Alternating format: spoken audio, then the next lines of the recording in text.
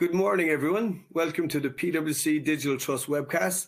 I'm Leonard McAuliffe, Cybersecurity Partner in PwC Ireland, and I look forward to discussing the insights from the survey today, which we're launching. We will also be covering key themes from the survey with our expert panel, and I'll introduce you to them shortly. The Digital Trust Survey contains insights from nearly 4,000 businesses and tech executives across 72 countries, including Ireland. It reveals how leaders are handling digital trust in this area or era of uncertainty and what they might do differently to better meet the challenges ahead. Today, we'll also be exploring the results of the survey from an Irish perspective, diving deeper into the top cybersecurity issues and challenges on the minds of our senior executives across Ireland. Some of the highlights from the survey from an Irish perspective are that 57% of Irish firms are boosting cyber risk spend amid global tensions. And we're seeing that ourselves at this time of year when people are preparing their budgets for 2026. We work with a lot of CISOs and we can see that they're already looking for larger budgets to deal with the growing threats in cybersecurity. So that's something that we're seeing on the ground ourselves as well. Retaining cyber talent remains a key concern, with 35% of organizations turning to managed services to bridge the gap on cyber talent.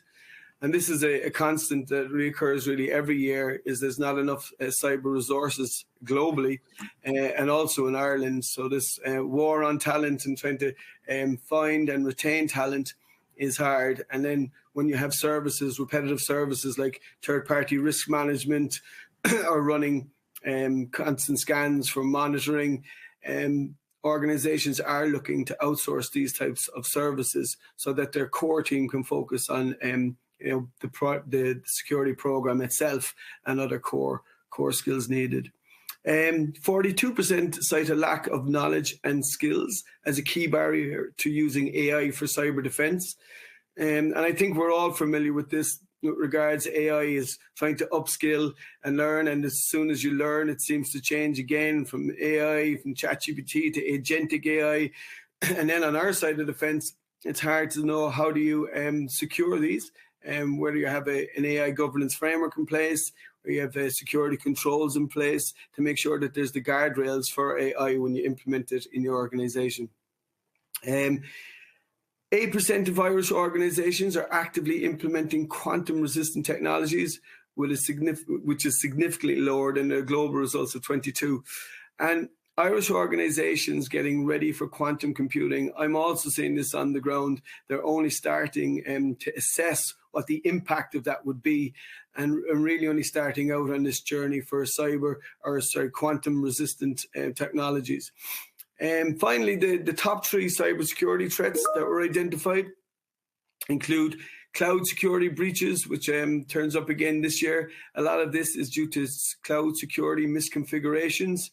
We've also seen a rise in attacks on connected products, which are kind of like OT and IoT devices that are connected. That could be, these are the types of systems that are connected, we say, to critical infrastructure like water pumps or gas.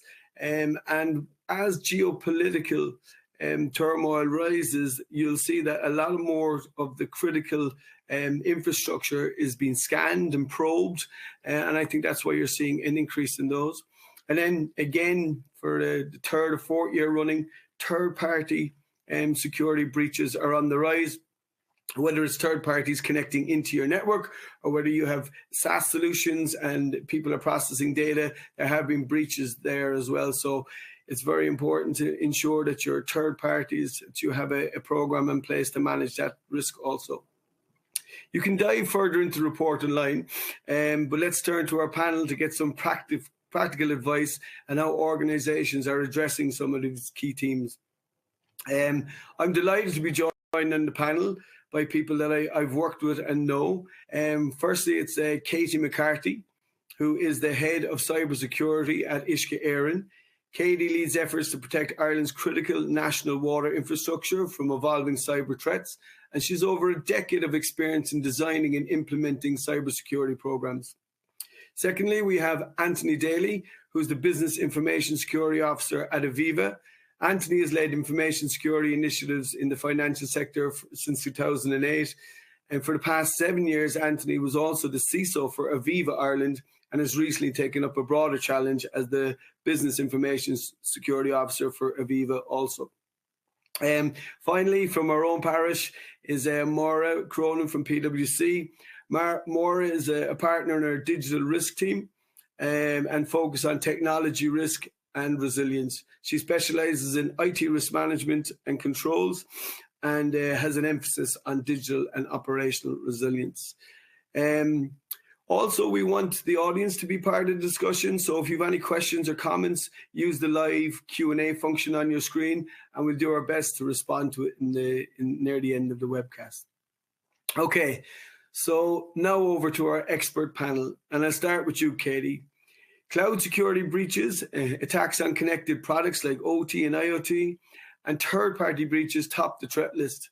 However, which emerging cyber threats are keeping you awake at night?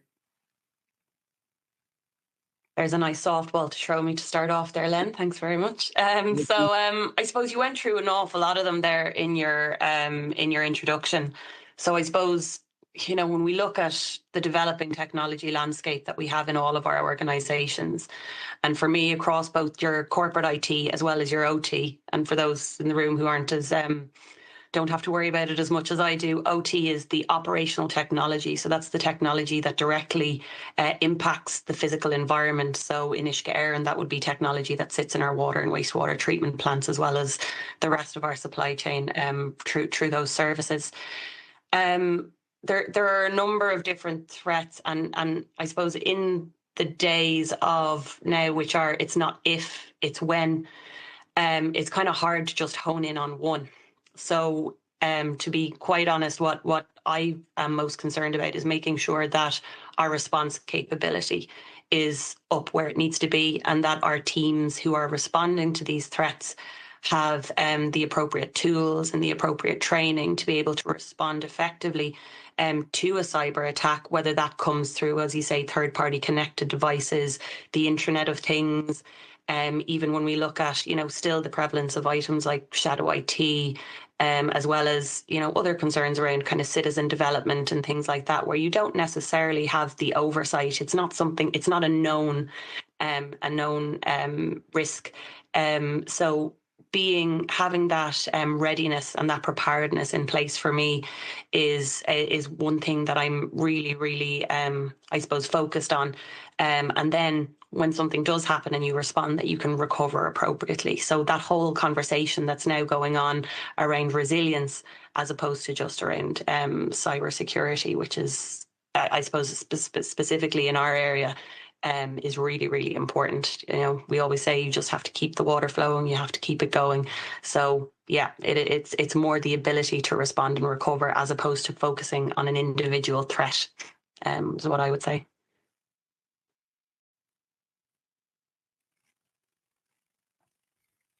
Okay. Thanks for those insights, Katie. And I suppose with regards to breaches and the incidents, I'd like to highlight that the old reliables like ransomware, hacking, leak types attacks and DDoS attacks are still quite prevalent. It's just that the ones that we outlined here today are the ones that came up top in the survey. Over to you, Anthony. The cyber threat landscape is changing at such a pace. How are Irish organisations like Aviva adapting your cyber strategies in response? Yes, thanks, Leonard. So, like any organisation, we've seen very similar threats there that you've just called out, like the ransomware and phishing campaigns and that. And it's the same language that we've been talking to our board probably for a decade now at this stage. But what really has changed here is the pervasiveness of it, the accessibility of it, and of course, our new friend, AI, you know, enhancing the criminals' capabilities to actually leverage abuses quickly within our organizations. So within Aviva, we certainly are looking towards and ramping up our threat intelligence. So we're working with our partners, we're understanding what's going on in the environment.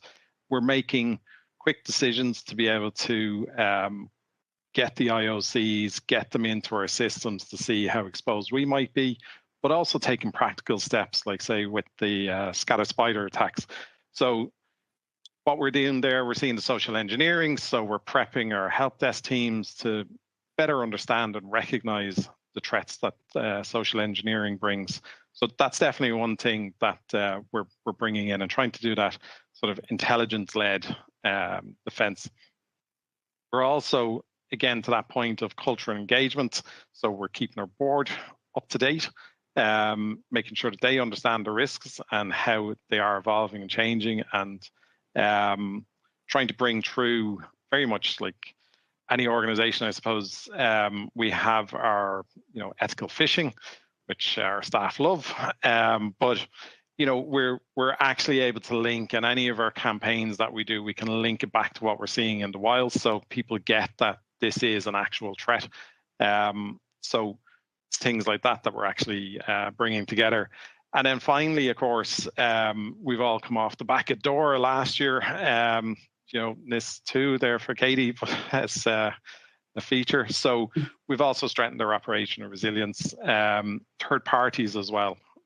We only have to see the impact of a third party globally this week, so it's trying to make sure that we get our understanding of any contagion risks that we have or anything like that, and bringing that to our business to make sure that they understand and that they're ready and prepared to pivot as they need be to support their customers.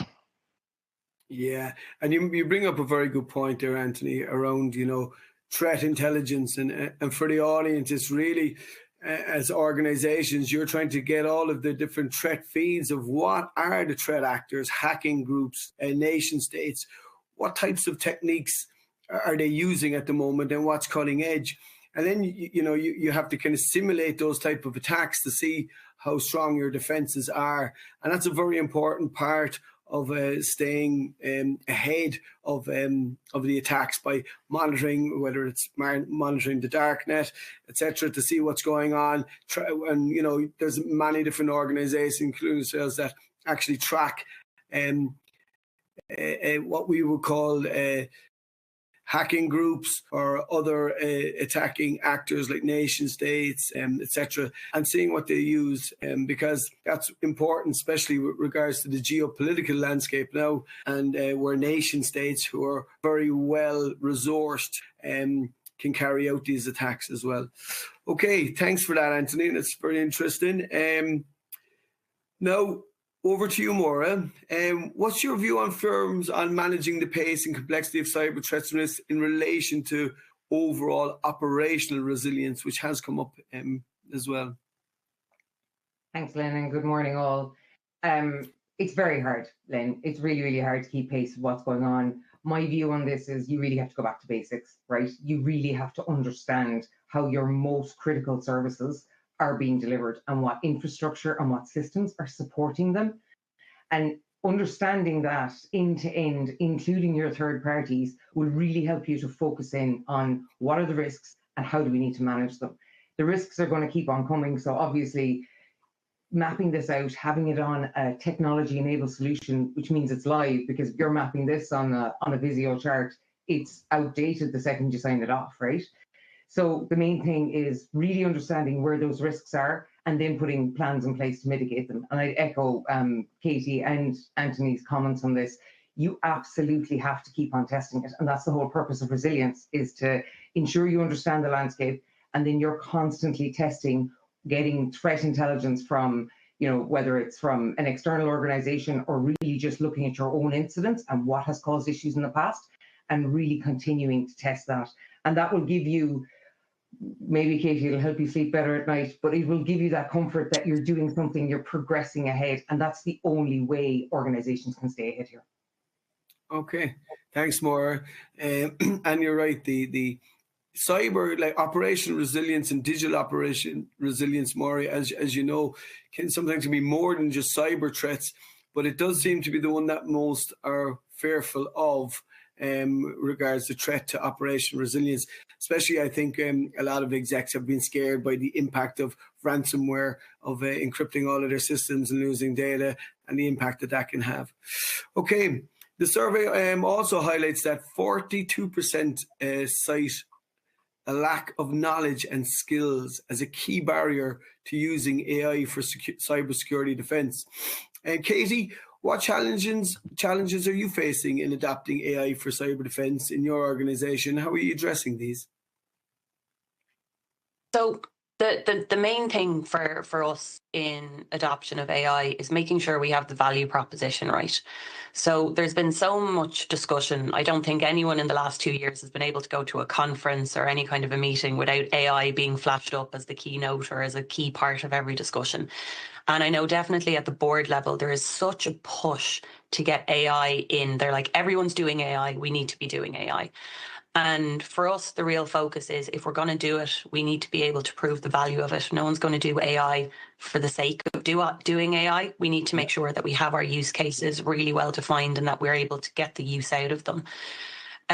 So for us within our team, the way that we are exploring it is we are looking specifically at where we have, that kind of really, really large volume, time intensive work that's not necessarily the biggest value. You don't get the biggest value out of your team through the completion of it. So looking at tools like specifically, and again, tying in the compliance element when we look at third-party risk, looking at where we can simplify assessments where you're trying to collate data and you're trying to collate risk indicators from a number of different places or from a number of different organizations or vendors, and trying to use AI to make that, I suppose, that requirement as easy and painless as you can. So things like, people are starting to put out trust centers where they're giving you reams of documentation which attests to their cybersecurity capability and their own risk posture. And, using, those tools around AI where we can actually, instead of spending hours going through that we can use AI to look at filtering that through and, pre-populating questionnaires and things like that. So, and then on the other side of it, as Anthony already referred to, around IOCs and trying to gather IOCs in a really effective manner, and where it's low risk from a data exposure perspective because you're looking at publicly available data in an awful lot of cases. You're using it to sift through and then to bring that information in to better equip your team to use it and to be able to respond just quicker, because we all know that with the advent of AI, we are seeing that time to compromise from when a vulnerability is leaked or where there's a new attack vector. That time to compromise on the cyber attacker side is reducing and reducing and reducing, and we need to be able to upskill and to use that capability ourselves to respond in the same manner. I hate to keep saying that it's an arms race. It's something that's been said for years, but if we don't use the tools that are out there, then we are going to fall behind, and we're not giving our teams the best ability that they can. But yeah, no, my biggest piece is it's a balance of risk versus opportunity. But in order to assess what your risk and opportunity is with the adoption of your AI use cases, you need to define what they are, and you need to be really, really clear on what you're trying to achieve. Okay, thanks, Katie. Maura, just over to you quickly on the same subject. What do you see organizations doing to skill up in this area of AI and AI security? Definitely, Lynn, again, it's very, very complicated for organizations. To my earlier point on staying ahead of this, and again, I think organizations really need to build literacy here. They really need to understand, to Katie's point, what is out there, how can they upskill their teams to do so. Building trust and governance around AI is key because it gives organizations those guardrails almost, that safe place to operate is really, really important. They need to stay informed and stay consistently ahead. And that again is going to, the tools that are available in the market, but also the information that's being fed in from external companies. What I would say is the right people is key, but if you said 5 years ago, you need people with AI capability, someone may have laughed at you, right? But I think that if you're looking at your workforce now and what you need, the only people you really need are people that are willing to learn and change, ambitious people that are willing to really adapt to these environments. Because to Katie's earlier point, this is moving fast.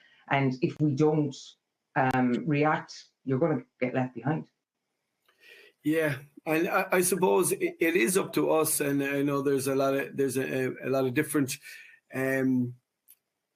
people in the audience from different backgrounds, but I suppose in the cybersecurity community, this has been a constant where we've had to. Well, I remember even when the first iPads came out, and boards wanted them, and we had to figure out how to secure them.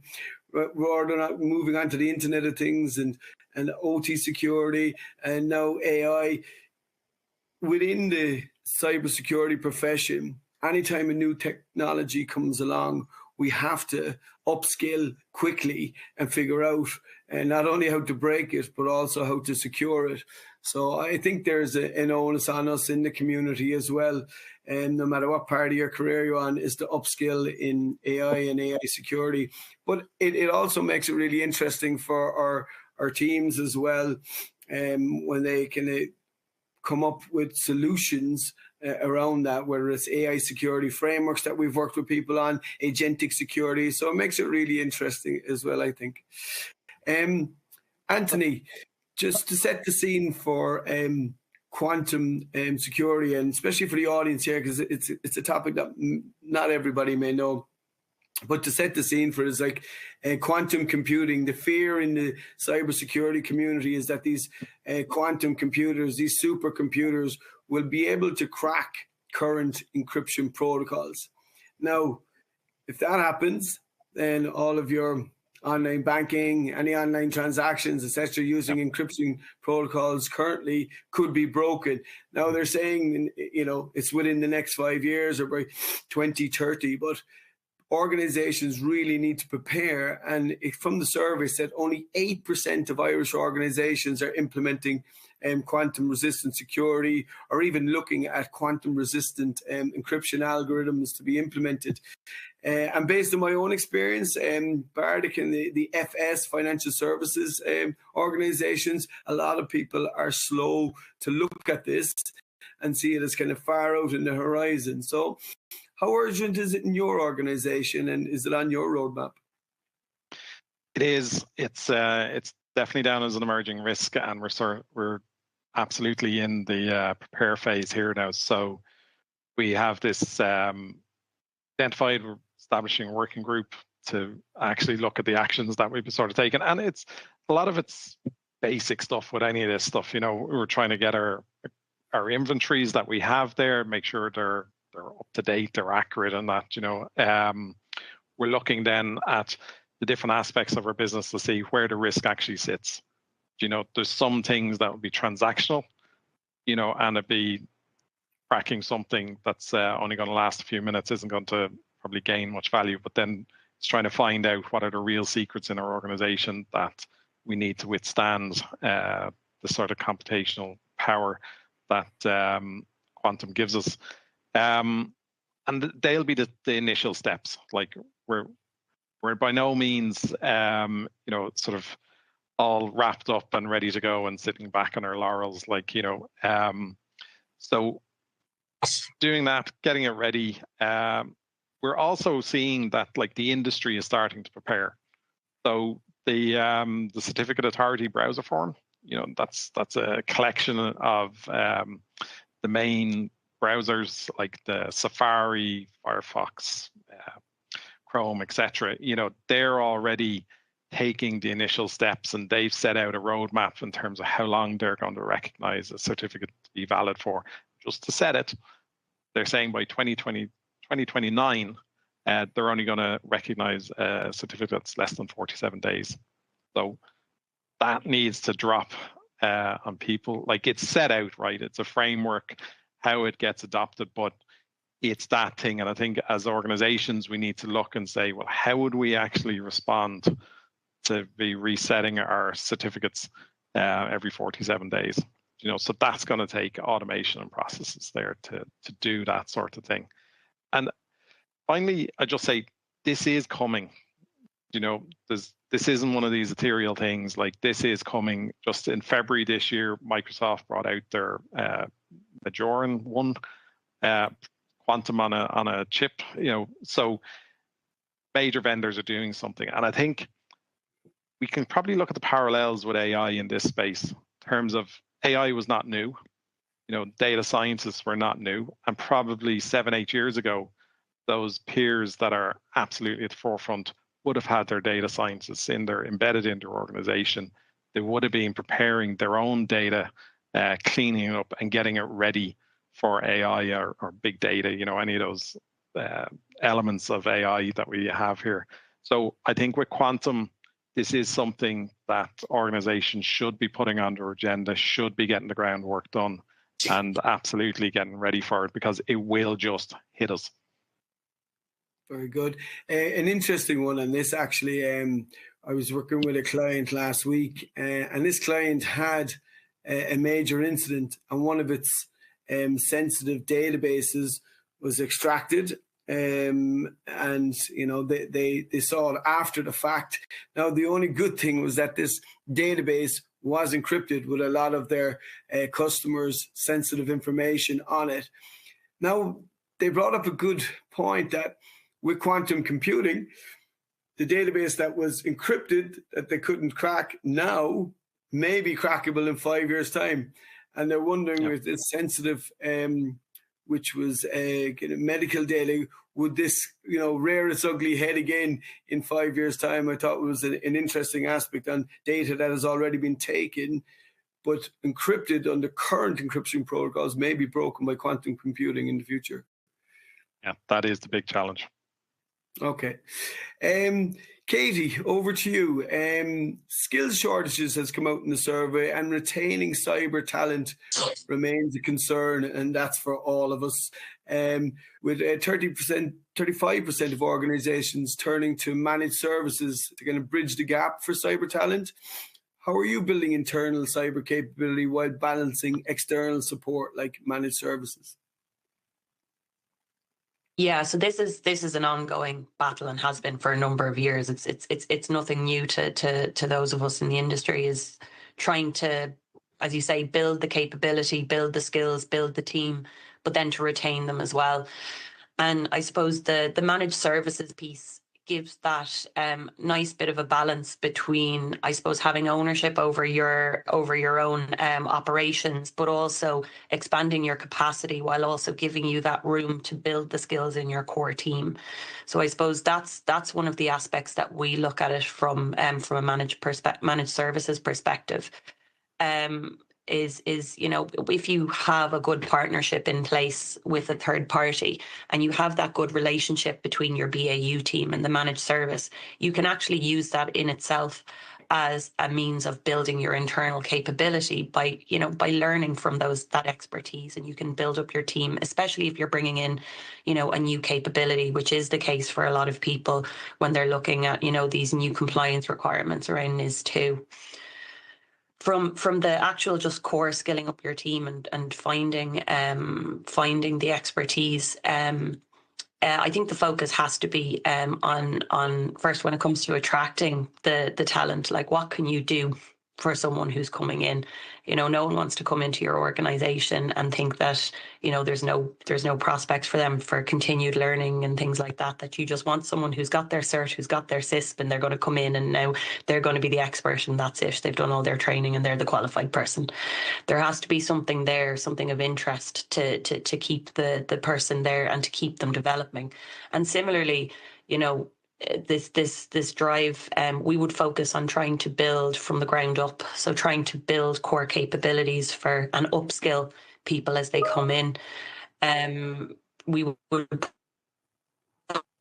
put a lot into our team around even embracing transferable skills from other teams. So, when you're looking at things like, maybe your governance, risk and compliance base, looking at kind of people who are originating in places where you've got really good focus on detail around kind of finance, risk and audit. Those are all really, really good places to try and build that cybersecurity community from.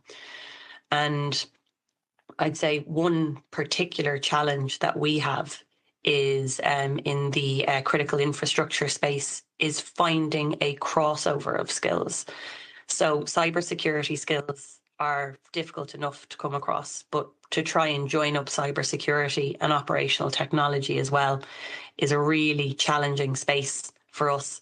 And particularly when you see, again, not to keep throwing it back to compliance, but when you see NIS2 coming in and about to be transposed into Irish law, we aren't the only ones looking for that kind of skill set. There is massive competition in the market. So I suppose to try and shorten and structure all of my ramblings there, it's all about finding different ways to, first of all, to source your team and to build your team, and not just specify, that you have to have X amount of years of experience specifically in cybersecurity, but to look further for the capability as opposed to the specific certifications. The next one then is to make sure that you have a solid and an interesting training and value proposition for people who are joining your team, that they want to be engaged, they want to build those skills up, and then using kind of your building out of your capability, be it through managed services or be it through programs of work, and partnering your BAU team with those kind of specialist skills that you bring in for maybe a specific piece of work, and use that as an opportunity to upskill as well. But we're in such a demanding market. We're always going to have people who are leaving and going for new opportunities, and I don't necessarily think that's a bad thing. I say in Ishgaren, I don't mind if someone comes in and does 2 or 3 years and does a great job for 2 or 3 years and then moves on and progresses, as long as when they move on and they progress that they say, Ishgaren's a great place to work. I had a great opportunity there. And that's, to me, it's that reputation of the team is the best way of actually building your team. There's lots of jobs out there, but it's the team that makes the job as well. And I think building that kind of a culture is also really, really important to attracting talent as well. Yeah, I would agree. And the cybersecurity community in Ireland is small enough that it does go around, whether it's a really strong team, they're vibrant, they value skills and education and training and that, which is very important to especially as they're learning their trade coming up through the ranks in cybersecurity. So I agree that a culture is very important, especially in an island like Ireland, where they'll know what type of team you have before they join. More around that area of managed services and cyber managed services, are you seeing more of an adoption of these to address the shortage of cyber skills?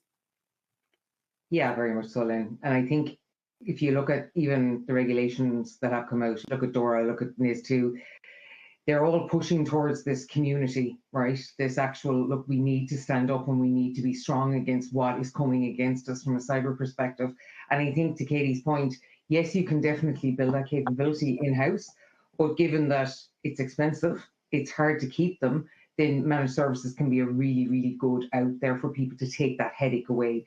And what I always say to organizations is play to your strengths, right? If you're strong in one area, focus on that. And if you're not, then outsource it. Give it to someone that is, doing this day in, day out, and that will actually put your mind at rest that something is being looked after properly. So I do think that there's certainly space for both, but it really is back to the organization themselves and which needs to go to a managed services center and which doesn't. And really that's up to the makeup of your team and the skills that you have. Yeah, it's a very good point. And Maura, we've analysed this, and it's just been like, I think I've been on the market in Ireland now for over 25 years, but listening to our clients is kind of what spurred us on to develop a cyber managed services centre in Cork. And the areas that we're looking at, it's not everything, right? But it's these kind of repetitive tasks that can be automated and outsourced. Because I'll give you an example, third-party risk management. You could have hundreds, and some people have thousands of suppliers trying to retain cyber resources to constantly just do assessments of those over and over again, year after year. You won't retain that staff. So those repetitive tasks that can be automated.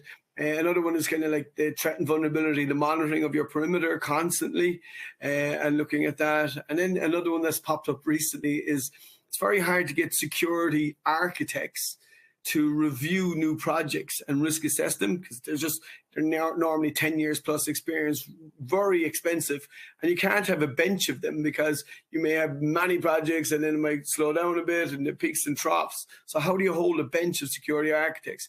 So we're also looking at stuff like security architecture as a service, where you can access that panel of experienced security architects. So those are the kind of areas that we're seeing in, especially with regards to the cyber skills and the cyber managed services space. Anthony, there's a number of regulations that were mentioned already, but coming at organizations such as DORA, NIS2, and the Critical Entities Resilience Directive. How are you guys preparing for that, and what advice do you have for businesses out there facing the same challenges? Yeah, certainly. Well, look, DORA was the only show in town for 2024, so it was, I thought it was really good, that the principles of it, what it was trying to deliver there in terms of really got that engagement between business and IT, and really exposed the critical parts of a business process, so what's actually critical in that. And it was some interesting insights into that. We might all think about one big mainframe or something, as being the be all and end all, but it did allow us go in and see, well, actually, there's this supplier here, or there's this process over here, that if that goes, we're in trouble. So I found that was an interesting challenge. It wasn't a radical change. Like, let's face it, we've been in this with either coming on from EIOPA or other standards that have come out there, and we all build our ISMS frameworks against international best practice and standards. So it was more of a twist and a shape. But that engagement with the business was, I think, one of the key things I saw coming out of it as beneficial to us. And we're really just starting that journey. I know everybody was like, oh no, meet the deadlines, get it in, and make sure we can say we're okay. But, and to Moira's point, it's that community kind of building up, like, and actually saying, right, what is going on here? Working with each other, kind of getting the IOCs out, or whatever it is, out to the community to make sure we can all defend ourselves. The other one, of course, to mention is the EU AI Act. That's so that was a thing as well. Yeah, so that was something we adopted and we put in place, and we brought it through our board and that. So those things have been the main focus for us within our sector. But again, it's the start of a journey. As Katie said, like, we'll see the competent authorities come in there with the security bill that's going through this quarter. So, that will put frameworks in place, and we'll be watching that to see how that matures and progresses. Okay, very good. And Katie, I know the same question to you, and I know only DORA won't apply, but NIS2, which is just as onerous, and the Critical Entities Resilience Directive, and also the EU AI Act, all of these also apply. And then I suppose the focus on the, NIS2 is for entities that are running critical infrastructure like yourselves. What's the impact been on you from a compliance perspective, and what are the challenges? So from a compliance perspective, it's I suppose it's kind of double-edged. On the one side, it's really helpful because it gives that focus and that priority to the need to roll this out. And I suppose while in the IT space, we've made an awful lot of leaps and bounds in, adoption of cybersecurity as BAU, and, making sure that we're doing things securely from the beginning. With the operational technology sector is probably a little bit behind on that curve. The focus is all on keeping operations going. And previously, anything around, we're kind of back where we were with the IT about 20 years ago, where putting in controls may be seen as obstructive to getting the job done. But with the conversations that we've been able to have around NIS2 and effectively just nailing it on the post that this is coming, and, you kind of have to do it anyway, it opens people up to having those conversations. And we've actually seen quite a big culture change across the organization. over the last 2 to 3 years while we've had these conversations in play, which has been a really real benefit and a real shift change for us in actually bedding in that security culture. From the perspective of getting ready, I suppose the big journey for us is that we know cybersecurity. We are doing cybersecurity every day. And the change for us is getting into that rigid audit mindset when it comes to attesting to our cybersecurity controls. We've all been through those kind of painful internal audits where you're speaking two different languages, where you're speaking cybersecurity, but on the audit side of the house, they're just speaking black and white. And so that has been a real piece that we've had to do over the last couple of years, is making sure that when we are preparing for compliance, that we're not just kind of saying we're ticking all of our maturity boxes.